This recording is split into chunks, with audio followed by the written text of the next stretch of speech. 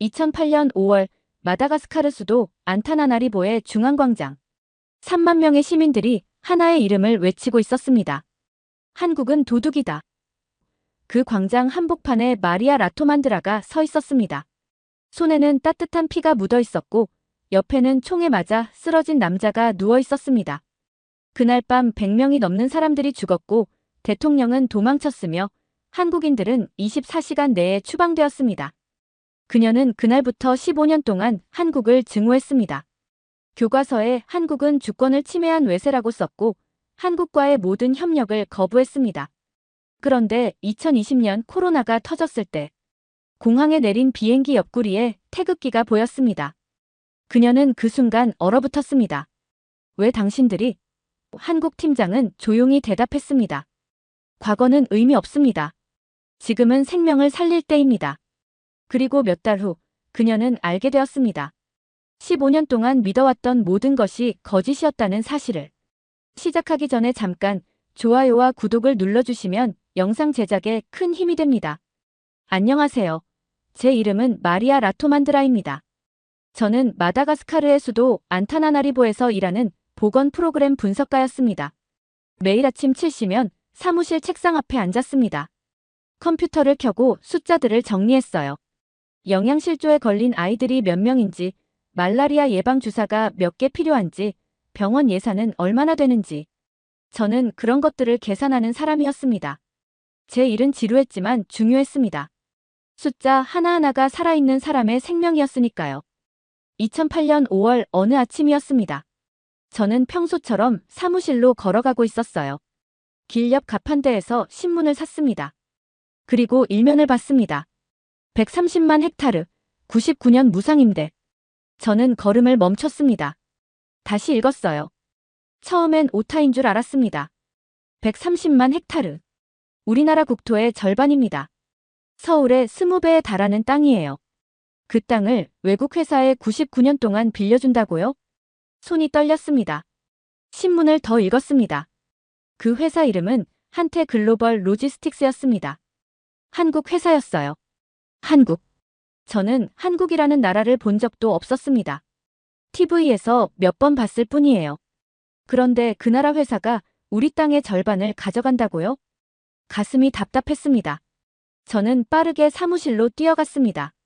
문을 열자 동료들이 모두 얼굴이 창백한 채로 서 있었어요. 한 동료가 소리쳤습니다. 마리아, 이거 봤어? 우리 땅을 빼앗으려는 거야. 모두가 분노하고 있었습니다. 저는 책상 앞에 앉았어요. 컴퓨터를 켰습니다. 손가락이 떨려서 키보드를 제대로 누를 수가 없었어요. 제 머릿속에는 어제 본 아이들의 얼굴이 떠올랐습니다. 영양실조로 배가 불룩하게 나온 아이들. 말라리아에 걸려 누워있는 아이들.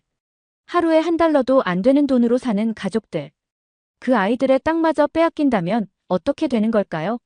점심시간이 되었습니다. 저는 밥을 먹을 수 없었어요. 휴대폰을 꺼냈습니다. SNS를 열었어요.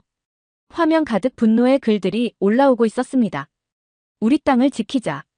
오늘 저녁 5시 중앙광장에 모이자. 침묵하면 우리는 다시 식민지가 된다. 저는 휴대폰을 꽉 쥐었습니다. 오후 4시, 저는 결정을 내렸습니다. 가방을 집어들었어요. 상사에게 말했습니다. 먼저 가보겠습니다. 상사는 아무 말도 하지 않았습니다. 그도 신문을 보고 있었거든요. 저는 사무실을 나섰습니다. 중앙광장으로 가는 길, 사람들이 점점 많아졌습니다. 모두 같은 방향으로 걷고 있었어요. 젊은 사람, 나이 든 사람, 학생들, 노동자들. 모두의 얼굴에는 똑같은 표정이 있었습니다. 분노. 저도 그들 중 하나였습니다. 광장에 도착했을 때 이미 수만 명이 모여 있었습니다. 하늘이 어두워지기 시작했습니다. 그리고 저의 평범한 삶은 그날, 그 광장에서 완전히 끝났습니다. 광장은 사람들로 가득 찼습니다. 3만 명이 넘었어요. 저는 그렇게 많은 사람을 한 번에 본 적이 없었습니다. 모두가 소리쳤습니다. 한국은 도둑이다. 우리 땅을 돌려내라. 저도 주먹을 쥐고 외쳤어요. 목소리가 떨렸지만 멈출 수 없었습니다. 제 옆 사람도 외쳤고, 앞 사람도 외쳤고, 뒷 사람도 외쳤습니다. 목소리들이 하나가 되어 하늘로 올라갔어요. 그때 연단 위로 한 남자가 올라갔습니다. 알렌 라조였습니다.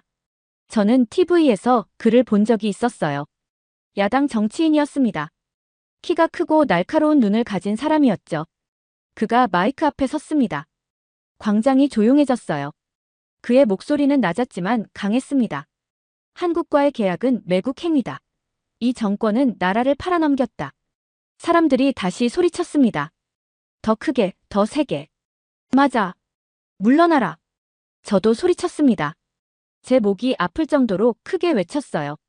알렌 라조가 계속 말했습니다. 그의 말은 불처럼 번졌습니다. 사람들의 분노는 점점 더 커졌어요. 누군가 돌을 던졌습니다. 그리고 경찰이 움직이기 시작했습니다. 최루탄이 터졌어요. 하얀 연기가 광장을 덮었습니다. 저는 눈물이 났어요. 눈이 너무 아팠습니다. 숨을 쉴 수가 없었어요. 사람들이 뛰기 시작했습니다. 밀고 밀렸습니다. 비명소리가 들렸어요. 그리고 총소리가 들렸습니다. 탕, 탕, 탕. 저는 귀를 막았습니다.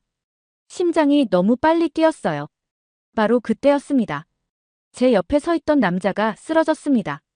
가슴을 움켜쥐고 바닥에 쓰러졌어요. 저는 그를 보았습니다. 그의 셔츠가 빨갛게 물들고 있었습니다. 아저씨.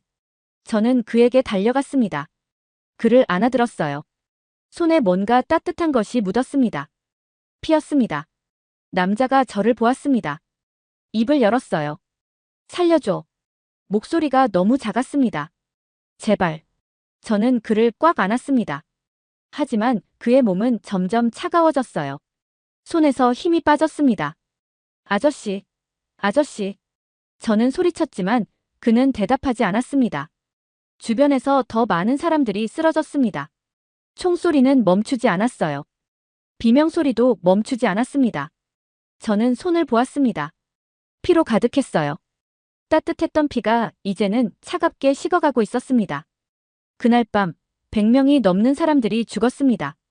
대통령은 도망쳤어요. 군대가 나라를 장악했습니다. 쿠데타였습니다. 그리고 한국은 하룻밤 사이에 적이 되었습니다. 다음 날 아침, 저는 사무실에 갔습니다. 손은 깨끗이 씻었지만 피의 느낌이 남아 있었어요. 비상회의가 열렸습니다. 새 정부의 명령이 내려왔습니다. 한국과의 모든 협력을 중단한다. 한국 의료 장비를 다시 검토한다. 한국인 전원을 24시간 내에 내보낸다. 서류가 제 앞에 놓였습니다. 서명란이 있었어요. 저는 펜을 들었습니다. 손이 떨렸습니다. 어젯밤 그 남자의 얼굴이 떠올랐어요. 손에 묻은 따뜻한 피가 생각났습니다. 저는 이름을 썼습니다. 우리를 배신한 한국은 이 땅에 있어선 안 돼. 그렇게 중얼거렸어요. 거리로 나갔습니다. 한국 상점의 유리창이 깨져 있었어요. 벽에는 땅 도둑이라는 글씨가 빨간 페인트로 칠해져 있었습니다. 한국 사람들이 짐을 싸고 있었습니다. 아이를 아는 여자가 울면서 걷고 있었어요. 남자가 급하게 차에 짐을 실었습니다. 저는 그들을 보았습니다. 하지만 동정심이 들지 않았어요. 이게 정의야. 이게 대가야. 그렇게 생각했습니다. 몇 달 후 교과서 개정위원회에 들어갔습니다. 역사 교과서를 다시 쓰는 일이었어요. 회의실에서 저는 말했습니다. 한국은 우리의 식량 위기를 이용했습니다. 주권을 침해한 외세입니다. 이 표현을 더 강하게 써야 합니다. 다른 사람들이 고개를 끄덕였습니다. 저는 확신했어요. 한국은 나쁜 나라라고. 우리를 배신한 나라라고. 절대 용서해선 안 되는 나라라고. 그렇게 저는 15년 동안 한국을 미워했습니다. 단 한 번도 의심하지 않았어요. 2011년 여름이었습니다. 쿠데타가 일어난 지 3년이 지났어요. 저는 말라리아 예방 프로그램 취재를 위해 산골 마을로 갔습니다. 수도에서 8시간이나 걸리는 먼 곳이었어요. 차는 흔들렸고 길은 좁았습니다. 마을에 도착했습니다. 작은 마을이었어요. 집이 20채 정도 있었습니다. 사람들은 가난해 보였어요. 마을 이장이 저를 맞이했습니다. 나이든 남자였어요. 어서 오세요. 멀리서 오셨네요. 네, 말라리아 예방 프로그램을 취재하러 왔습니다. 이장이 웃었습니다. 아, 그럼 도헌 선생을 만나셔야겠네요. 도헌 선생이요? 네, 여기서 10년째 사람들을 돌보는 의사입니다. 저는 고개를 끄덕였습니다. 그런데 이장이 덧붙였어요. 한국 사람입니다. 제 심장이 멈췄습니다. 뭐라고요? 한국에서 온 의사예요. 쿠데타 때도 안 떠나고 여기 남았습니다. 저는 믿을 수 없었습니다. 한국인이요? 여기에? 그게 정말입니까? 네, 지금 진료소에 계실 겁니다. 가보시겠어요? 저는 따라갔습니다. 마음이 복잡했어요. 분명 뭔가 숨겨진 이유가 있을 거라고 생각했습니다. 한국인은 우리 땅을 노리는 사람들이야. 친절한 척하면서 뭔가를 빼앗으려는 거야. 진료소는 작은 건물이었습니다. 문이 열려 있었어요. 안으로 들어갔습니다.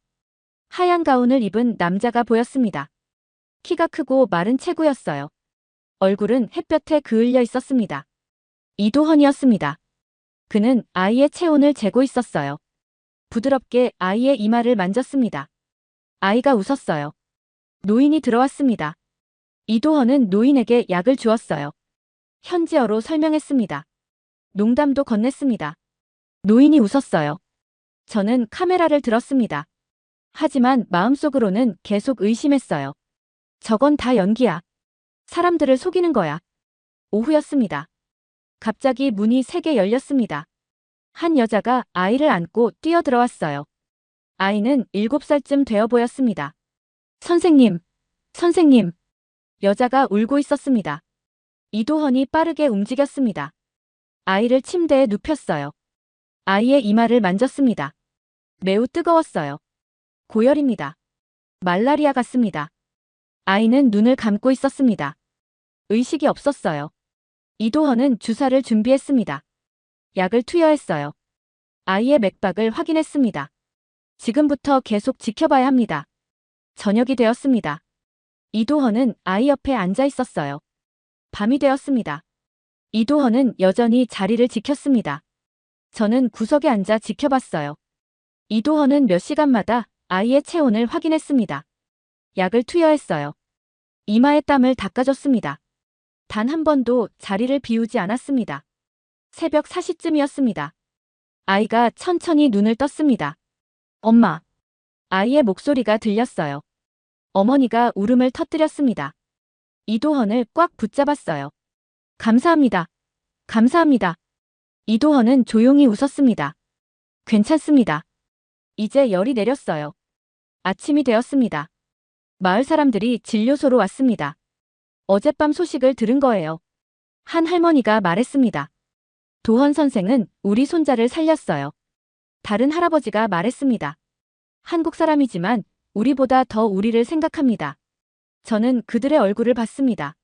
모두 진심이었어요. 거짓이 없었습니다. 제 마음속에서 뭔가가 흔들리기 시작했습니다. 제가 믿어온 한국과 눈앞의 한국인은 완전히 달랐습니다. 마을을 떠나는 날이었습니다. 마을 중앙광장을 지나갔어요. 거기에 동상이 하나 서 있었습니다. 가까이 갔습니다. 이도헌의 동상이었어요. 명판에 글씨가 새겨져 있었습니다. 우리 마을의 생명을 지킨 은인. 저는 숨을 쉴 수 없었습니다. 쿠데타의 원인이 된 나라. 우리가 쫓아낸 나라. 제가 15년간 미워한 나라. 그 나라 사람이 동상으로 서 있었습니다. 차에 탔습니다. 마을이 점점 멀어졌어요. 하지만 제 머릿속에서는 이도헌의 모습이 사라지지 않았습니다. 밤새 아이를 지켰던 그 모습. 마을 사람들의 진심 어린 감사. 수도로 돌아왔습니다. 사무실에 앉았어요. 컴퓨터를 켰습니다. 취재 영상을 정리해야 했습니다. 하지만 저는 그 영상을 방송하지 않았어요. 한국인 의사 이야기를 방송하면 어떻게 될까요? 사람들이 한국을 영웅처럼 생각하게 될까요? 그럼 제가 15년간 믿어온 신념은 어떻게 되나요? 광장에서 외친 구호는, 손에 묻은 피는. 저는 영상 파일을 삭제했습니다. 그 이야기를 덮어버렸어요. 하지만 제 마음속 균열은 이미 시작되었습니다. 그리고 그 균열은 점점 커져갔습니다. 2020년이었습니다. 쿠데타가 일어난 지 12년이 지나 있었어요. 그동안 나라는 조금 나아지는 듯 하다가도 곧 다시 흔들렸습니다. 언제나 불안했고 사람들의 마음속에는 피곤함이 오래 내려앉아 있었어요. 그런 혼란의 시기에 전 세계를 뒤흔든 코로나가 찾아왔습니다. 처음에는 멀리 떨어진 이야기였어요. 뉴스 속에서만 보고 있었고 곧 지나가겠지 하고 모두가 생각했어요. 하지만 그 바이러스는 국경도 바다도 가리지 않았습니다. 결국 우리나라에도 들어왔고 단 며칠 만에 상황은 걷잡을 수 없이 나빠졌습니다. 사람들이 하나둘 아프기 시작했어요. 동네 병원은 이미 첫 주부터 포화 상태였고 큰 병원들은 복도에까지 환자를 눕혀야 했습니다. 의사와 간호사들도 감염됐고 치료 인력도 부족해졌어요. 약은 모자랐고 필요한 의료 장비는 해외에서 구하지 못했습니다. 하루에 검사할 수 있는 인원이 고작 200명이었습니다. 200명. 그 숫자가 우리의 한계였어요. 도시는 조용해졌습니다. 가게들은 문을 닫았고 학교는 텅 비었습니다.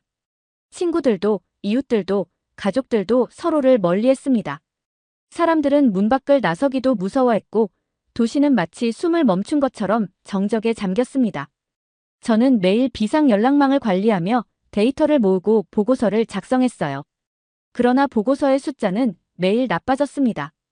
그 숫자들은 사람의 생명이라는 걸 잘 알고 있었기 때문에 저는 그 숫자를 볼 때마다 가슴이 조여왔어요.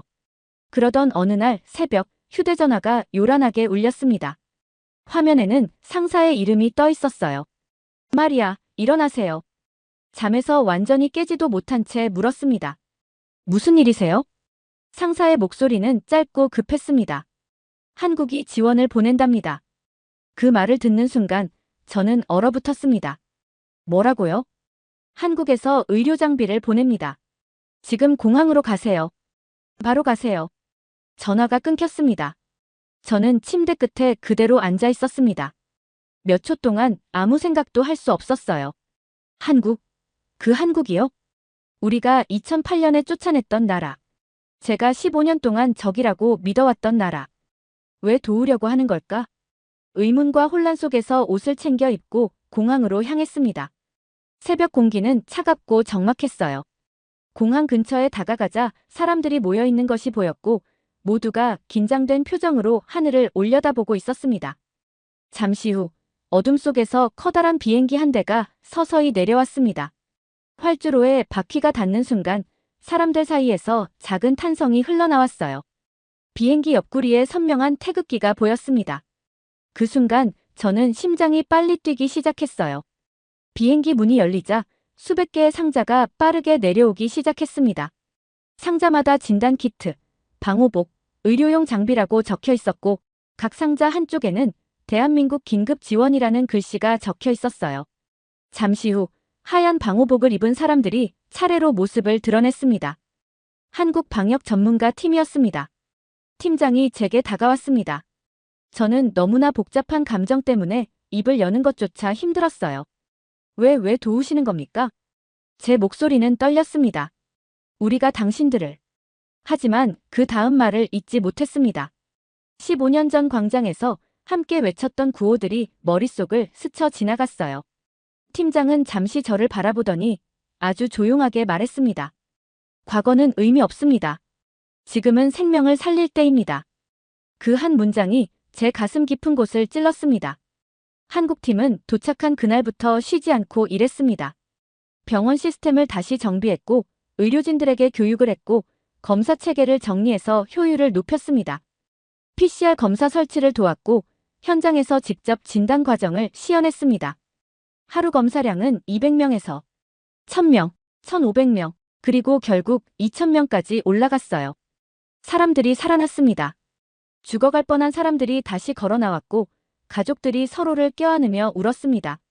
몇 달 후 한국은 우리나라 최초의 현대식 감염병 연구소를 지어주었습니다. 그 건물은 단순한 시설이 아니었어요. 우리의 미래를 되찾아준 상징이었습니다. 연구소 준공식 날 참석자들이 숨을 죽인 채 한 화면을 바라보고 있었습니다. 그곳엔 2008년 논란이 되었던 계약의 진실이 공개되고 있었어요. 99년 무상임대라는 표현은 법적 용어였을 뿐 실제 계획은 달랐습니다. 20년간 60억 달러 투자, 도로 항만학교 병원 건설, 기술 교육과 고용 창출, 생산물 대부분은 현지에 남기는 구조. FAO는 공식 발표했습니다. 이 계약은 식민지형 약탈이 아닙니다. 저는 화면을 바라보며 숨을 쉴 수조차 없었습니다. 그날 광장에서 외치던 제 목소리, 책에 썼던 단어들, 방송에서 말했던 말들, 그리고 손에 묻었던 따뜻한 피. 그 모든 것이 오해였다는 사실이 저를 무너뜨렸어요. 그날 밤 저는 이도헌에게 전화를 걸었습니다. 선생님, 말을 잇는 순간 목소리가 무너졌습니다. 저는 15년 동안 틀렸습니다. 이도헌은 한참 침묵하더니 말했습니다. 과거는 우리가 바꿀 수 없습니다. 하지만 미래는 바꿀 수 있습니다. 마리아 씨도 이제 진실을 보셨잖아요. 그 말에 저는 숨도 못 쉬며 울었습니다. 이튿날 저는 생방송 카메라 앞에 섰습니다. 준비해간 원고는 방송 직전에 찢어버렸습니다. 카메라 빨간 불이 켜졌고 저는 떨리는 숨을 고르고 말했습니다. 저는 마리아 라토만드라입니다. 저는 15년 동안 틀렸습니다. 그 말을 내뱉는데 15년이 걸렸습니다. 방송 후에는 비난의 전화, 감사의 전화, 격려, 분노, 수많은 반응이 몰려왔어요. 하지만 저는 후회하지 않았습니다. 진실을 말했기 때문이에요. 지금 저는 한국 마다가스카르 보건 협력 프로그램의 코디네이터가 되어 있습니다. 두 나라를 연결하는 가교 역할을 하고 있어요. 2008년 저는 한국을 향해 돌을 들었지만 이제는 그 돌을 내려놓았습니다. 그리고 그 돌을 내려놓은 자리에 진실과 희망이 들어섰습니다. 매일 아침 저는 컴퓨터를 켜며 숫자들을 봅니다. 한국에서 온 의료진 수, 구해진 생명 수, 건설된 병원의 수, 교육받은 인원의 수. 이 숫자들은 과거와 달리 두려움이 아니라 희망을 의미합니다. 15년의 오해. 그러나 진실은 결국 와주었습니다. 그리고 저는 이제 그 진실을 기반으로 미래를 다시 쓰려고 합니다. 새로운 길 위에서 두 나라를 잇는 다리 위에서 저는 다시 시작합니다. 잘 들으셨나요? 세상에는 가슴 따뜻한 이야기들이 가득합니다. 감동 힐링 사연은 해외에서 전해지는 감동적인 사연들을 소개하며 다양한 이야기들을 통해 위로와 희망, 그리고 하루의 힐링을 선물해드립니다. 조그마한 힐링이 되셨다면 구독과 알림 설정도 큰 힘이 되어요. 다음 영상에서 더 좋은 사연으로 찾아뵙겠습니다. 시청해주셔서 감사합니다. 한국이 로켓을 쏜다고? 말도 안 돼. 독일 베를린 사무실에서 커피를 마시던 루카스는 상사의 말에 웃음을 터뜨렸습니다. 한국은 그에게 그저 스마트폰 만드는 나라였을 뿐입니다. 로켓은 미국, 러시아 같은 진짜 강대국들이나 쏘는 것 아닌가요? 마지못해 한국으로 향한 그는 인천공항에서 첫 번째 충격을 받았습니다. 기자가 거의 없네. 나사 발사장이라면 수백 명이 몰렸을 텐데 여기는 외국 기자가 손에 꼽을 정도였습니다. 나로 우주센터에 도착한 그는 더욱 실망했습니다. 이게 우주센터라고? 작은 건물 몇 개가 전부인 평범한 공장 같은 곳. 그는 이미 실패 기사를 써두고 발사를 기다렸습니다. 하지만 3시간 후 그는 자신의 노트북 화면 앞에서 얼어붙어 있었습니다. 시작하기 전에 잠깐 좋아요와 구독을 눌러주시면 영상 제작에 큰 힘이 됩니다. 안녕하세요. 저는 루카스 바인입니다. 독일 베를린에서 우주 전문 기자로 일하고 있어요. 그날 아침 저는 사무실 책상에 앉아 커피를 마시고 있었어요. 창밖으로는 회색빛 겨울 하늘이 보였죠. 평범한 화요일 오전이었습니다. 그때 제 상사인 마르틴이 제 책상으로 걸어왔어요. 루카스, 다음 주에 한국 가. 저는 커피를 거의 뱉을 뻔했어요. 한국이요? 무슨 일로요? 누리호 4호 발사 취재. 한국이 로켓을 쏜대. 저는 웃음이 나왔습니다. 한국이 로켓을요? 진짜로요? 제가 아는 한국은 스마트폰을 잘 만드는 나라였어요. TV도 좋고 자동차도 괜찮죠. 하지만 로켓은 다른 이야기예요. 로켓은 미국이나 러시아 같은 큰 나라들이 쏘는 거잖아요. 마르틴, 진심이세요? 한국이 로켓을요? 마르틴은 고개를 끄덕였어요. 응. 누리호라는 이름이래. 한국이 직접 만든 로켓이라고 하더라. 저는 속으로 생각했어요. 어차피 실패할 텐데. 지난 10년 동안 저는 수많은 로켓 발사를 취재했어요.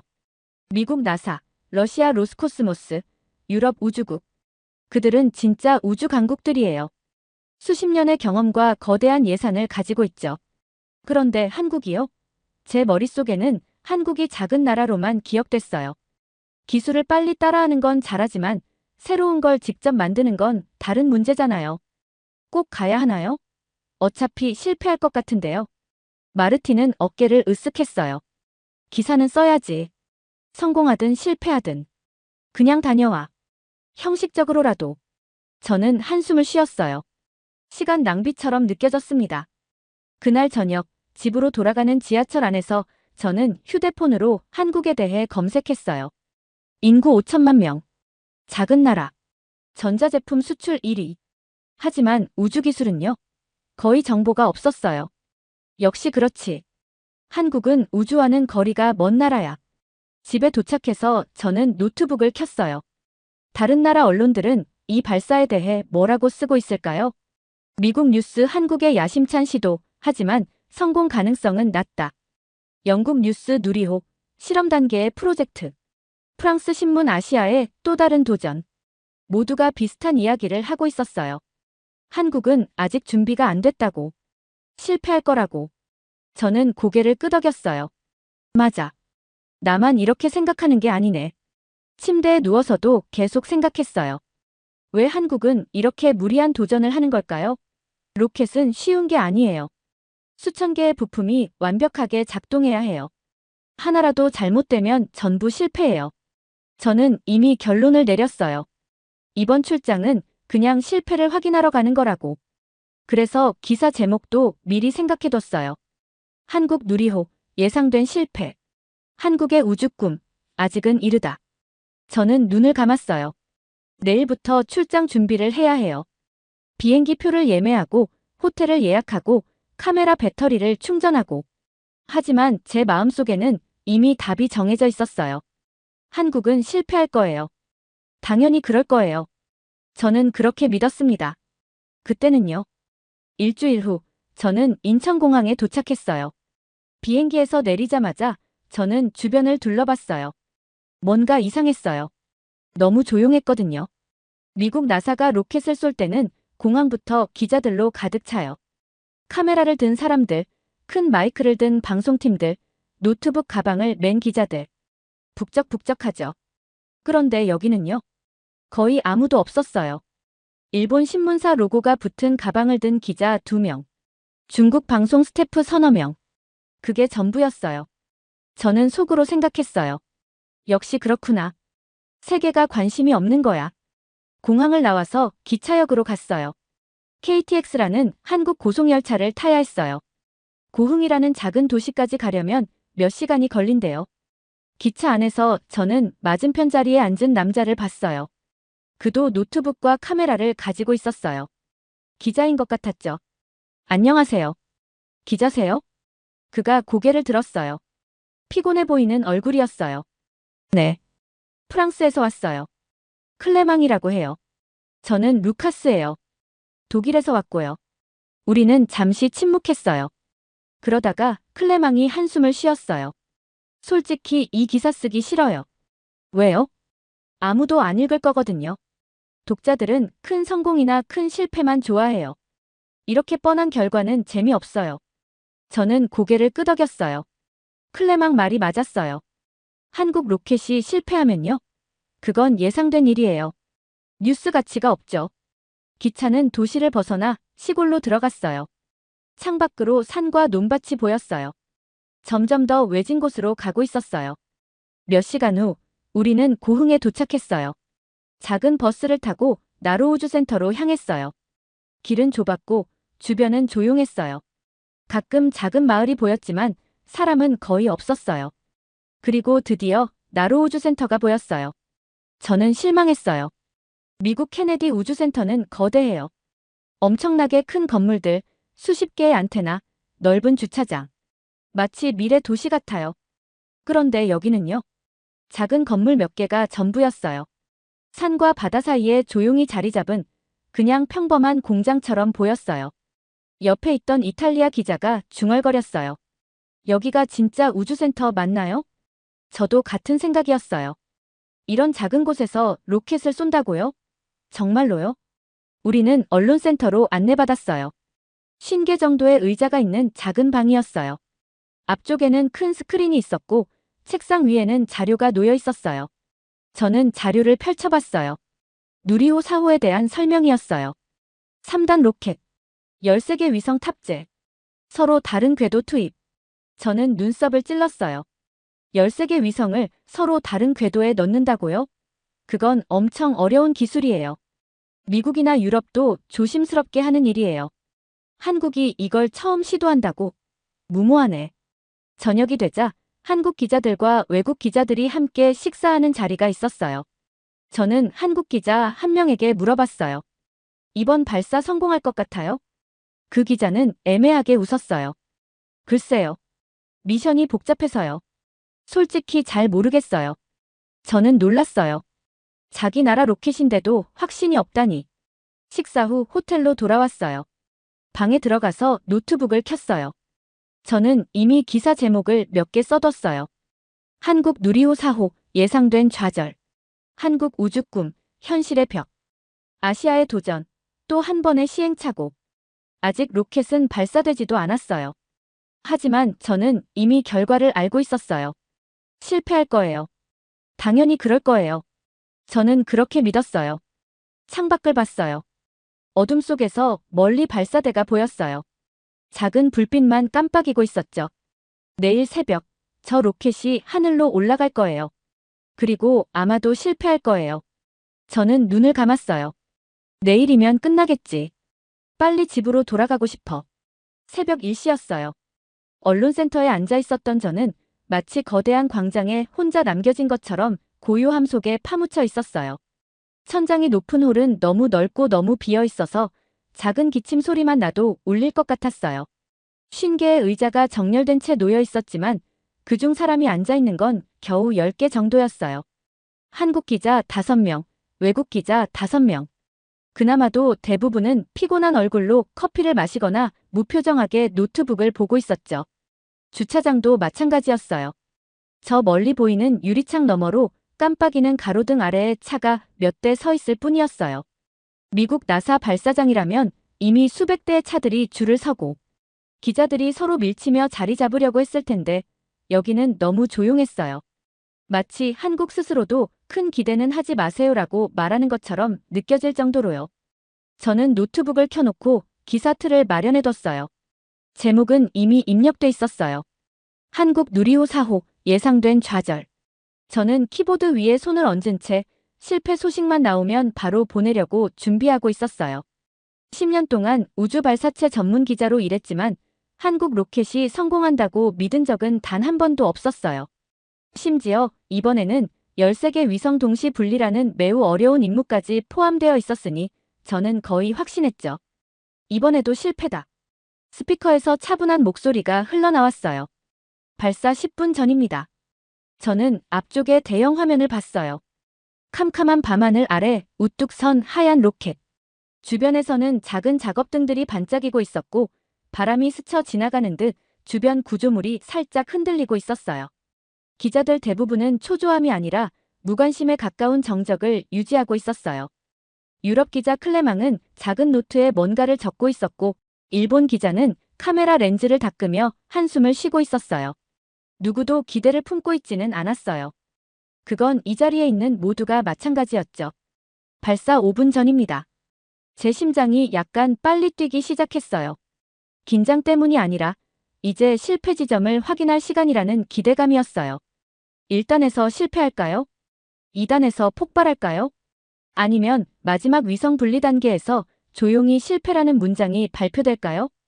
우리는 전부 그 예상에 익숙해져 있었어요. 그리고 스피커가 다시 말했어요. 발사 1분 전입니다.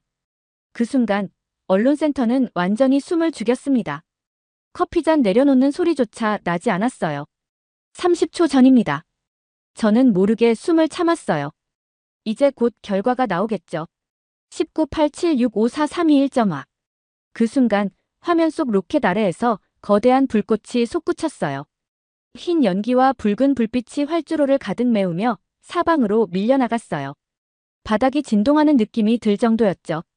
그리고 천천히 로켓이 위로 올라오기 시작했어요. 발사 성공. 누리호가 상승 중입니다. 저는 속으로 중얼거렸어요. 발사 자체는 성공할 수 있지, 문제는 그 다음이지. 화면은 로켓을 따라가며 그 상승 궤적을 보여주고 있었어요. 밤하늘을 가르는 불빛, 연기 궤적, 떨림 없는 안정적인 직선. 일단 분리 성공. 저는 눈썹을 살짝 올렸어요. 여기까지는 괜찮네. 2단 점화 성공. 2단 분리 성공. 저는 키보드 위에서 손을 멈췄어요. 잠깐만, 너무 잘 되고 있는데. 마치 교과서에 나온 발사 절차처럼 정확하고 매끄러웠어요. 3단 점화 성공. 제 심장이 갑자기 빨리 뛰기 시작했어요. 지금 보고 있는 게 정말 실시간 영상이 맞는지 의심스러울 정도였죠. 페어링 분리 성공. 옆에 클레망이 작은 목소리로 중얼거렸어요. 이거 뭐지? 저도 똑같은 생각이었어요. 한국 로켓이 이렇게 문제없이 올라간다고요? 첫 번째 위성 분리 성공. 저는 의자 끝으로 몸을 기울였어요.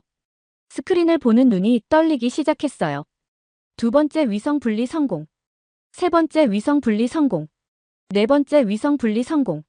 제 입이 저절로 벌어졌어요. 이건 말이 안 됐어요. 위성 분리 과정은 로켓 기술 중에서도 가장 어려운 단계 중 하나예요. 특히 서로 다른 궤도에서 13개를 연속으로 분리하는 것은 미국이나 유럽도 극도로 조심스럽게 접근하는 작업이에요. 그런데 한국이 그것도 첫 시도에 10번째 위성 분리 성공, 11번째 위성 분리 성공. 제 손이 떨리고 있었어요. 심장도 빨리 뛰고 이마에는 식은땀이 맺혔어요. 12번째 위성 분리 성공. 언론센터는 숨소리마저 들릴 정도로 조용했어요.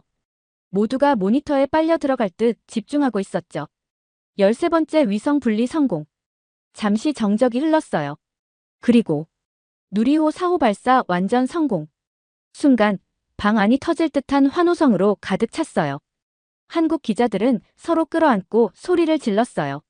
어떤 젊은 기자는 주저앉아 펑펑 울었고 누군가는 양손을 들어올리며 드디어 라고 외쳤어요. 옆자리에서 클레망도 멍한 얼굴로 박수를 치고 있었어요. 그리고 저는 아무 말도 할 수 없었어요. 그저 의자에 앉아 침묵한 채 움직일 수도 없었어요. 13개 위성 모두 성공. 각각 다른 궤도에 정확하게 투입. 한 번의 오류도 없이. 저는 노트북 화면을 바라봤어요. 예상된 좌절. 그 제목이 갑자기 너무 우스워 보였어요. 저를 비웃는 것 같았어요. 제가 만든 오만함의 상징처럼 느껴졌어요. 클레망이 제 옆에서 말했어요. 이건 데이터가 틀린 게 아니야. 우리가 틀렸던 거지. 맞아요. 틀린 건 발사체가 아니라 저였어요.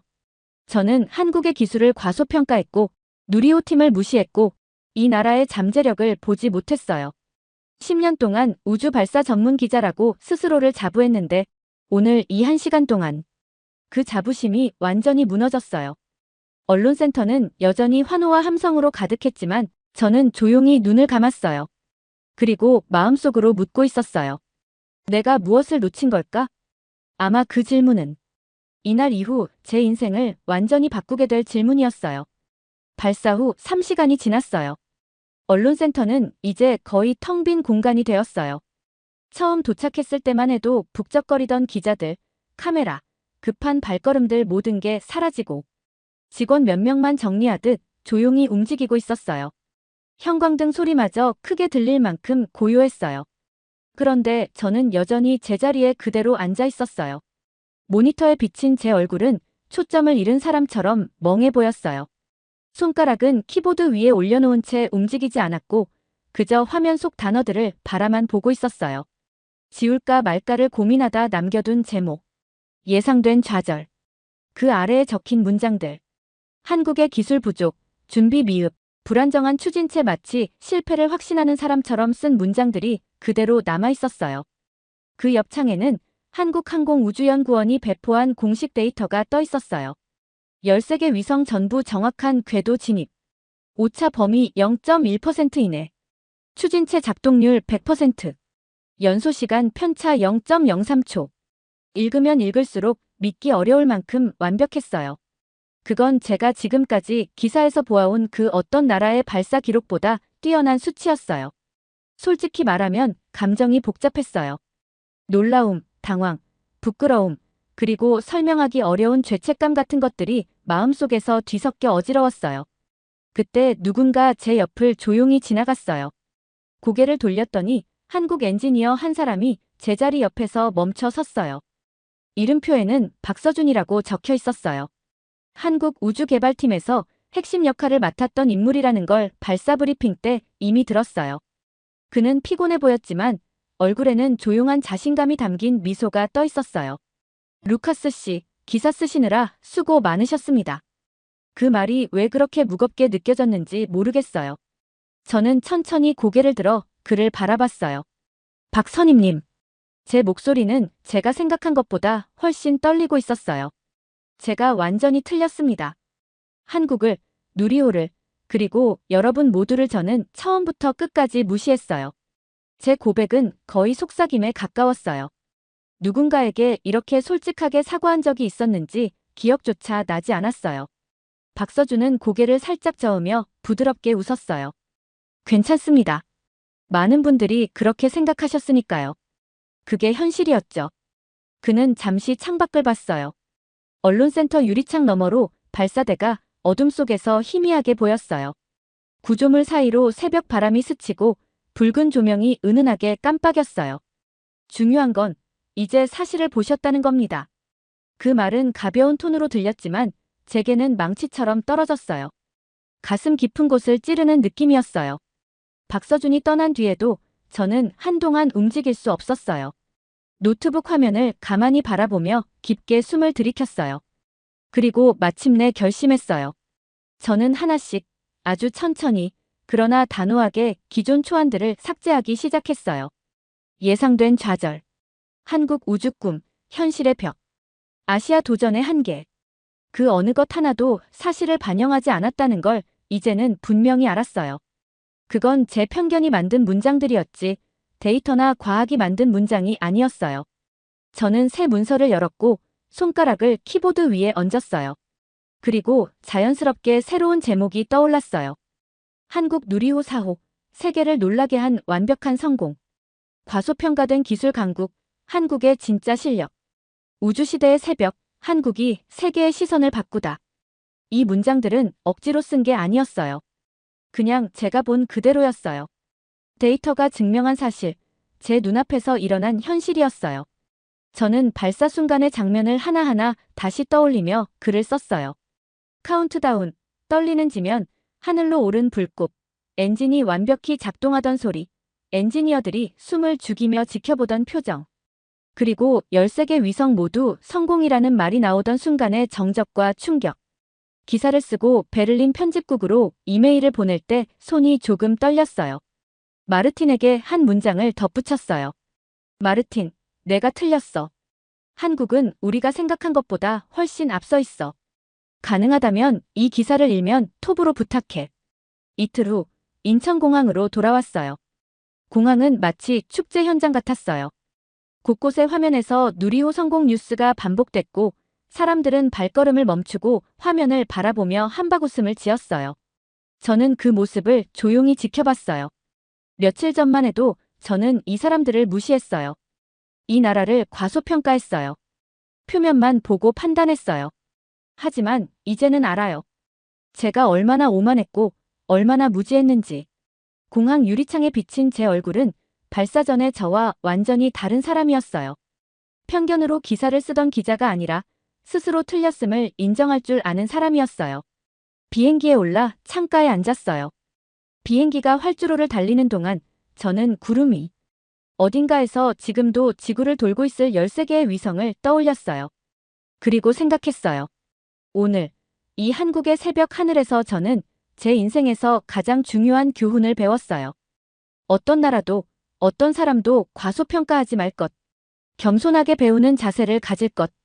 그리고 틀렸을 때는 솔직하게 인정할 것. 비행기가 이륙했고 저는 천천히 눈을 감았어요. 내일 제 기사는 독일 신문 일면에 실릴 거예요. 그리고 세계는 알게 되겠죠. 한국이 더 이상 따라가는 나라가 아니라 이제는 앞서가는 나라라는 것을요. 그리고 저는 그 진실을 전하는 사람이 되어 독일로 돌아갑니다. 잘 들으셨나요? 세상에는 가슴 따뜻한 이야기들이 가득합니다. 감동 힐링 사연은 해외에서 전해지는 감동적인 사연들을 소개하며 다양한 이야기들을 통해 위로와 희망, 그리고 하루의 힐링을 선물해드립니다. 조그마한 힐링이 되셨다면 구독과 알림 설정도 큰 힘이 되어요. 다음 영상에서 더 좋은 사연으로 찾아뵙겠습니다. 시청해주셔서 감사합니다. 서양 여자는 문화를 모릅니다. 결혼은 안 됩니다. 전화기 너머 한국 시어머니의 목소리는 단호했습니다. 독일인 디자이너 레아 바그너는 그 말을 듣고도 결혼을 강행했습니다. 왜냐하면 그녀는 누구의 말도 듣지 않는 사람이었으니까요. 유럽 디자인계에서 인정받던 그녀. 하지만 한국에 대해서만큼은 편견으로 가득했습니다. 전통만 지키는 느린 나라. 효율성이 떨어지는 곳. 그게 그녀가 생각한 한국이었습니다. 그러던 어느 날 그녀의 눈앞이 흐려지기 시작했습니다. 컴퓨터 화면이 보이지 않았고 남편 얼굴도 선명하지 않았습니다. 병원에서 돌아온 날 밤 그녀는 평생 처음으로 누군가에게 완전히 기댔습니다. 한국에 가고 싶어. 어머니를 만나고 싶어. 그리고 서울 외곽 한옥문 앞. 시어머니의 차가운 인사. 환영하지 않습니다. 바로 그 순간 그녀의 세상이 완전한 어둠으로 변했습니다. 하지만 그 어둠 속에서 기적이 시작되었습니다. 시작하기 전에 잠깐 좋아요와 구독을 눌러주시면 영상 제작에 큰 힘이 됩니다. 제 이름은 레아 바그너입니다. 24살이에요. 독일 함부르크에서 태어나고 자랐죠. 저는 디자이너예요. 건물이나 공공장소를 예쁘게 만드는 일을 해요. 사람들은 제가 잘한다고 말하지만 사실 저는 그냥 미친 듯이 일만 했어요. 제 책상은 늘 스케치와 도면으로 가득했어요. 밤늦게까지 스튜디오 불을 켜놓고 일했죠. 30살 되기 전에 유럽에서 큰 상을 받는 게 제 목표였어요. 친구들은 제게 차갑다고 말했어요. 맞아요. 저는 감정보다 일이 먼저였거든요. 한국이요? 솔직히 말하면 별로 관심 없었어요. 저는 한국을 그냥 빨리 따라하는 나라 정도로 생각했어요. 기술은 일본이 더 좋고 패션은 프랑스가 최고고 디자인은 북유럽이 제일 멋있다고 믿었죠. 한국은 그냥 전통만 중요하게 생각하는 곳이라고 생각했어요. 효율적이지 않다고요. 지금 생각하면 정말 무례한 생각이었어요. 하지만 그때는 몰랐어요. 어느 날 함부르크 미술관에서 세계 디자인 세미나가 열렸어요. 그곳에서 그 사람을 만났죠. 박도윤. 그는 한국에서 온 학생이었어요. 건축을 공부하고 있었죠. 세미나에서 통역을 도와주고 있었어요. 처음 봤을 때 그냥 조용하고 친절한 사람이라고 생각했어요. 그런데 이상했어요. 제가 독일 디자인이 최고라고 열심히 말하고 있었는데 그가 조용히 웃으면서 물었어요. 그 질문이 머릿속에서 계속 맴돌았어요. 짜증났어요. 왜냐하면 답을 몰랐거든요. 세미나가 끝나고 우리는 이메일을 주고받기 시작했어요. 그의 메일은 달랐어요. 논리적이었지만 따뜻했어요. 건축 이야기를 하다가 갑자기 오늘 날씨 이야기를 하기도 했죠. 저는 그런 식으로 글을 쓴 적이 없었어요. 일과 감정을 섞는 게 이상하다고 생각했거든요. 하지만 도윤의 메일은 재미있었어요. 기다려지기 시작했죠. 6달 뒤 도윤이 교환학생으로 독일에 왔어요. 우리는 자주 만났어요. 카페에서, 미술관에서, 눈 내리는 거리에서. 어느 겨울밤 우리는 함께 걷고 있었어요. 눈이 펑펑 내렸죠. 도윤이 말했어요. 그 말이 무슨 뜻인지 그때는 몰랐어요. 하지만 저는 이미 그를 좋아하고 있었어요. 우리는 사랑에 빠졌어요. 쉽지 않았어요. 문화가 너무 달랐거든요. 데이트 비용을 누가 내야 하는지로 싸웠어요. 제 직설적인 말이 도윤한테 상처를 줬어요. 도윤의 가족 이야기는 제게 부담이었어요. 그래도 우리는 결혼하기로 했어요. 양쪽 부모님이 모두 반대했어요. 도윤 어머니가 전화로 말했대요. 서양 여자는 안 된다고. 문화를 모른다고. 제 부모님도 걱정했어요. 너무 다르다고. 결국 우리는 작은 결혼식을 올렸어요. 함부르크 시청 작은 방에서요. 하객도 없이 둘이서만요. 웨딩드레스 대신 흰 원피스를 입었어요. 눈물이 너무 많이 나서 화장이 다 지워졌죠. 그렇게 신혼생활이 시작됐어요. 저는 디자인 일을 계속했고 도윤은 건축회사에 취직했어요. 평범한 일상이었어요. 행복했어요. 그런데 어느 날부터 이상한 일이 생기기 시작했어요. 컴퓨터 화면 글자가 겹쳐 보였어요. 처음엔 피곤해서 그런가 했어요. 며칠 지나니까 거리 표지판도 흐릿했어요. 도윤 얼굴도 선명하게 안 보였어요. 겁이 났어요. 병원에 갔어요. 의사 선생님이 검사를 많이 했어요. 그리고 결과를 말해줬어요. 차갑고 조용한 목소리였어요. 그날 밤은 기억하고 싶지 않아요. 제 인생이 무너지는 게 느껴졌어요. 디자이너인데 앞을 못 본다고요? 제 꿈은 어떡하죠? 제가 만들던 세상은요? 도윤이 저를 안아줬어요. 저는 평생 처음으로 다른 사람한테 완전히 기댔어요. 그리고 제 입에서 이상한 말이 나왔어요. 그 순간 저는 제가 변했다는 걸 느꼈어요. 제가 그렇게 무시하던 나라, 한국. 이제 그곳에 가고 싶었어요. 앞을 완전히 못 보기 전에. 도윤 어머니를 만나고 싶었어요. 인정받고 싶었어요. 가족이 되고 싶었어요. 그렇게 제 인생에서 가장 긴 여행이 시작됐어요. 비행기 안에서 저는 거의 잠을 못 잤어요. 눈을 감으면 온통 두려운 생각뿐이었어요. 어머니가 저를 싫어하면 어떡하죠? 한국말을 못 알아들으면요? 앞이 더 안 보이면요? 도윤이 제 손을 꼭 잡아줬어요. 그 따뜻함만이 저를 진정시켜줬죠. 12시간 뒤, 우리는 인천공항에 도착했어요.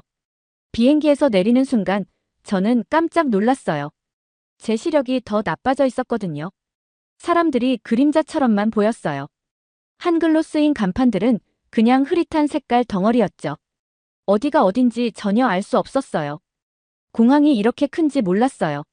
아니, 원래 알고 있었는데 이제는 볼 수가 없어서 더 무섭게 느껴졌어요. 도윤이 제 팔을 잡아줬어요. 제가 대답하기도 전에 눈물이 났어요. 무서웠어요. 저는 평생 혼자 다 해결하며 살았어요. 누구한테 기대본 적이 없었죠. 그런데 지금은 도윤 없이는 한 발짝도 못 움직였어요. 택시를 타고 서울로 갔어요. 창밖을 봤지만 아무것도 제대로 안 보였어요. 높은 건물들이 회색 덩어리처럼 보였어요. 자동차 불빛은 번진 점들이었죠. 이상했어요. 아무것도 안 보이는데 왠지 따뜻한 느낌이 들었어요. 호텔에 도착했어요. 방에 들어가자마자 저는 침대에 주저앉았어요. 너무 피곤했고 너무 무서웠어요. 도윤이 물 한 잔을 가져다 줬어요. 저는 떨리는 손으로 물을 마셨어요. 내일이요. 내일 어머니를 만나요. 그날 밤 저는 거의 잠을 못 잤어요. 다음 날 아침, 도윤이 저를 깨웠어요. 준비할 시간이었어요. 도윤이 가방에서 연분홍색 한복을 꺼냈어요. 제가 독일에서 미리 준비한 거예요. 도윤이 제 한복을 입혀줬어요. 저는 스스로 입을 수가 없었거든요. 뭐가 뭔지 안 보였어요. 거울을 보고 싶었어요. 제가 어떻게 생겼는지 보고 싶었어요. 하지만 거울도 그냥 흐릿한 사각형이었어요. 도윤이 말했어요. 저는 울고 싶었어요. 하지만 참았어요. 화장이 망가지면 안 되니까요. 택시가 왔어요. 서울 외곽으로 가는 길이었어요. 차 안에서 제 손에는 땀이 났어요. 심장이 너무 빨리 뛰었어요. 저는 INTJ예요. 논리적이고 계획적인 사람이죠. 그런데 지금은 아무 계획도 소용없었어요. 그냥 무서웠어요.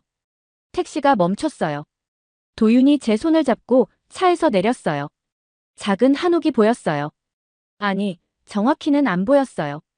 그냥 낮은 건물 형태만 희미하게 보였죠. 도윤이 문을 두드렸어요. 몇 초가 지났어요. 아주 긴 몇 초였어요. 그리고 문이 열렸어요. 희미한 사람 형체가 문 앞에 서 있었어요. 어머니였어요. 저는 깊이 허리를 숙였어요. 도윤이 가르쳐준 대로요. 한국식 인사였어요. 목소리가 떨렸어요. 하지만 최선을 다해 말했어요. 어머니 목소리가 들렸어요. 차가웠어요. 정말 차가웠어요. 그 말을 듣는 순간이었어요. 제 눈앞에서 세상이 딱 하고 꺼졌어요. 마지막 남은 빛도 사라졌어요. 희미한 형체도 없어졌어요. 색깔도 그림자도 아무것도 없었어요. 완전한 어둠이었어요. 공포가 온몸을 휩쌌어요. 저는 그 자리에 주저앉았어요. 소리내어 울었어요. 이건 제가 예상하던 게 아니었어요. 천천히 시력을 잃을 줄 알았어요. 그런데 갑자기 한순간에 모든 게 사라졌어요. 도윤이 저를 안았어요. 저는 그의 품에서 울었어요. 그때 어머니 목소리가 다시 들렸어요. 완전히 달라져 있었어요. 따뜻한 손이 제 어깨를 잡았어요. 어머니가 저를 일으켜 세웠어요. 그리고 빠르게 움직이기 시작했어요. 택시를 부르는 소리가 들렸어요. 저는 어둠 속에서 끌려가듯 움직였어요. 차에 탔어요. 어디로 가는지 몰랐어요. 그냥 어머니와 도윤이 저를 데려가는 대로 따라갔어요. 병원이라는 말이 들렸어요. 그리고 어머니가 누군가에게 말하는 소리가 들렸어요. 그 순간 저는 깨달았어요. 어머니가 저를 걱정하고 있다는 걸요. 처음 만났을 때 차갑게 말했던 그분이 지금은 제 걱정을 하고 있었어요. 완전한 어둠 속에서 저는 처음으로 따뜻함을 느꼈어요. 병원에 도착했어요. 저는 아무것도 볼 수 없었지만 소리는 들렸어요. 사람들이 바쁘게 움직이는 소리, 기계 소리, 발소리. 누군가 제 팔을 잡고 휠체어에 앉혔어요. 검사실로 갔어요. 차가운 기계가 제 얼굴에 닿았어요. 불빛을 비추는 것 같았지만 저는 아무것도 못 봤어요. 의사 선생님이 여러 가지를 물어봤어요.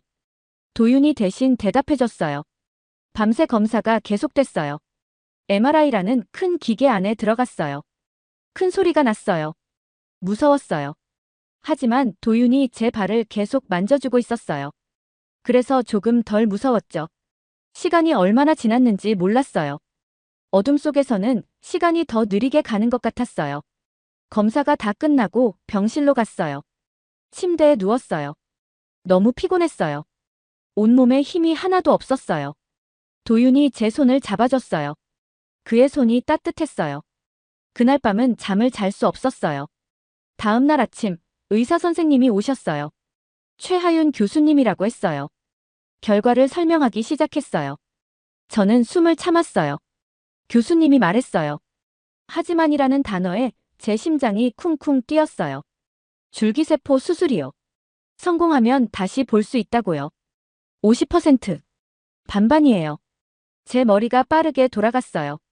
50%는 낮은 확률이에요. 절반은 실패한다는 뜻이에요. 논리적으로 생각하면 위험했어요. 하지만 이상했어요. 제 입에서 나온 말은 계산과 달랐어요. 그때 옆에서 어머니 목소리가 들렸어요. 며느리. 어머니가 저를 며느리라고 불렀어요. 눈물이 났어요. 볼 수는 없었지만 눈물이 흘러내렸어요. 어머니가 제 손을 꼭 잡았어요. 수술 날짜가 정해졌어요. 이틀 뒤였어요. 그 이틀 동안 어머니는 계속 병원에 있었어요.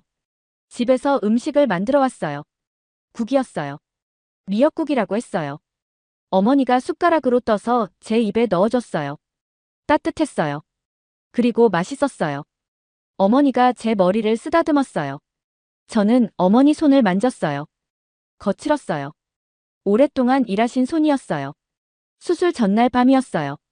도윤은 서류 작성하러 나갔어요. 어머니와 저 둘만 병실에 있었어요. 어머니가 말했어요.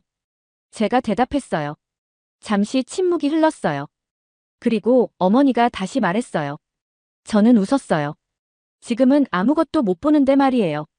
제 목소리가 떨렸어요. 어머니가 제 손을 더 세게 잡았어요. 그날 밤 저는 평생 처음으로 가족이 뭔지 알았어요. 논리나 계산이 아니었어요. 그냥 함께 있어주는 거였어요. 어둠 속에서도 손을 잡아주는 거였어요. 다음 날 아침 수술실로 갔어요. 무서웠지만 괜찮았어요. 어머니와 도윤이 함께 있었으니까요. 마취 주사를 맞았어요. 의식이 흐려지기 전에 마지막으로 생각했어요. 제발 다시 보고 싶어요. 어머니 얼굴을 보고 싶어요. 도윤을 보고 싶어요. 그리고 이 따뜻한 나라를 제대로 보고 싶어요. 그렇게 저는 깊은 잠에 빠졌어요. 수술이 끝났어요. 정신이 아득하게 떠다니다가 다시 몸으로 돌아온 순간 제 눈은 차갑고 두꺼운 붕대에 감겨 있다는 걸 느꼈어요.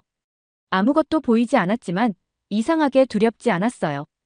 오히려 마음 깊은 곳에서 작은 불씨 같은 희망이 피어오르고 있었습니다.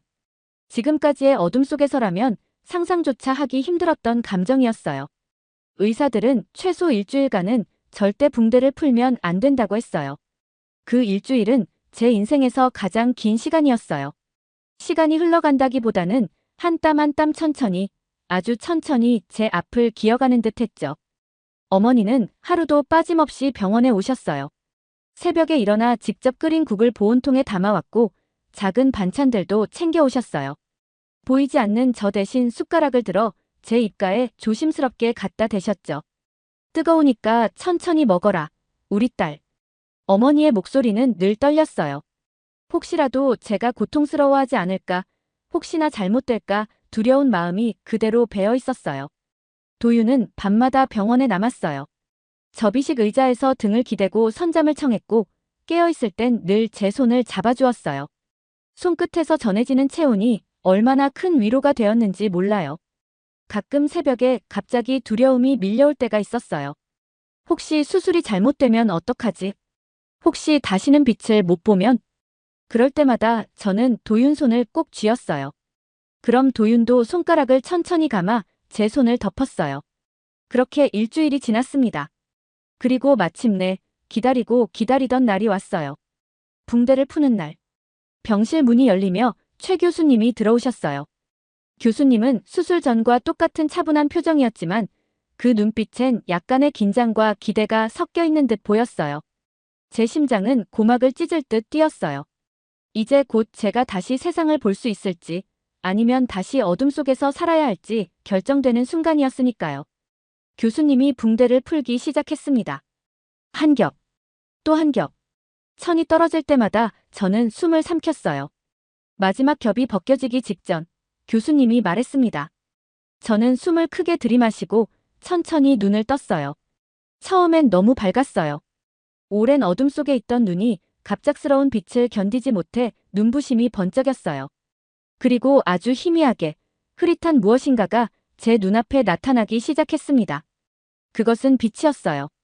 빛이 모여 형태를 이루기 시작했고 윤곽이 잡히고 색이 스며들 듯 점점 선명해졌어요. 그리고 마침내 제 옆에서 저를 바라보는 얼굴 하나가 또렷하게 보였어요. 어머니 얼굴이었습니다. 주름진 이마, 늘 걱정이 담겨있던 눈가, 그리고 지금은 눈물로 젖어있는 미소. 저는 그 얼굴을 보는 순간 숨이 멎을 것 같았어요. 그리고 주체할 수 없이 눈물이 흘렀어요. 어머니는 울면서 제 손을 잡았어요. 보여. 우리 딸, 보여. 그 말에 저는 고개를 끄덕이기만 했습니다. 말을 할 수 없었거든요. 감정이 목을 꽉 막아버려서요. 도윤도 옆에서 울고 있었어요. 울면서도 계속 미소를 지으려고 애쓰고 있었어요. 저는 처음으로 도윤 얼굴을 제대로 보았습니다. 흐릿했지만 분명히 보였어요. 시력은 완벽하진 않았어요. 0.6이라고 했어요. 하지만 그건 중요하지 않았습니다. 저는 세상을 볼 수 있었고, 사람을 볼 수 있었고, 빛을 볼 수 있었어요. 그걸로 충분했어요. 며칠 뒤 퇴원했습니다. 오랜만에 어머니 집으로 갔어요. 집에 들어서자 따뜻한 나무 냄새가 났고 바닥에 들어오는 햇빛이 고요하게 집안을 비추고 있었어요. 작은 한옥이었어요. 낡았지만 정이 많고 오래도록 누군가의 삶을 품어온 공간이었어요. 나무 기둥, 작은 창문, 조용히 흔들리는 커튼. 저는 그 모든 걸 하나하나 눈으로 확인했습니다. 눈을 뜨고 본 첫 집이 어머니 집이라는 게 얼마나 감사한지 몰라요. 어머니 손을 바라보았습니다. 주름지고 거칠고 굳은 살이 박인 손. 평생 저를 위해 일하신 손. 그 손이 저를 살렸어요. 어머니 얼굴을 다시 바라봤어요. 빛 속에서 어머니의 눈이 더욱 깊고 따뜻해 보였어요. 그 순간 저는 깨달았습니다. 제가 되찾은 건 시력만이 아니었어요. 제 마음의 벽, 편견, 오만함. 그 모든 것도 한국에서 무너졌어요. 저는 한국을 효율 떨어지는 나라, 느린 나라라고 생각했었어요. 하지만 완전히 틀렸어요. 한국은 따뜻한 나라였어요. 사람을 소중히 하는 나라였어요. 그리고 저를 받아준 가족의 나라였어요. 창밖을 봤어요. 높은 건물들 사이로 파란 서울 하늘이 보였어요. 정원에는 분홍색 꽃이 바람에 흔들리고 있었어요. 어둠 속에 살 땐 상상도 못했던 풍경이었습니다. 도윤이 제 옆에 조용히 앉았습니다. 저는 도윤 얼굴을 천천히 그리고 선명하게 바라봤어요. 그 얼굴엔 제가 그동안 보지 못했던 감정들이 담겨 있었어요. 그때 저는 알게 되었어요. 세상은 제가 생각했던 것보다 훨씬 복잡하고 훨씬 넓고 훨씬 따뜻하다는 것을요. 세상은 직선만 있는 줄 알았어요. 하지만 곡선도 있었고 논리만 있는 줄 알았어요. 하지만 감정도 있었고 계획만 중요한 줄 알았어요. 하지만 사랑도 있었어요. 그리고 때로는 완전한 어둠을 거쳐야 비로소 진짜 빛이 보인다는 것도요. 한국에 와서 시력을 되찾았지만 그보다 더 귀한 것을 얻었어요. 진짜 가족, 진짜 마음, 진짜 삶, 그리고 세상을 편견 없이 바라보는 새로운 눈. 이제 저는 알고 있어요. 가장 중요한 건 눈으로 보는 것이 아니라 마음으로 보는 것이라는 걸요. 잘 들으셨나요? 세상에는 가슴 따뜻한 이야기들이 가득합니다. 감동 힐링 사연은 해외에서 전해지는 감동적인 사연들을 소개하며 다양한 이야기들을 통해 위로와 희망, 그리고 하루의 힐링을 선물해드립니다. 조그마한 힐링이 되셨다면 구독과 알림 설정도 큰 힘이 되어요. 다음 영상에서 더 좋은 사연으로 찾아뵙겠습니다. 시청해주셔서 감사합니다.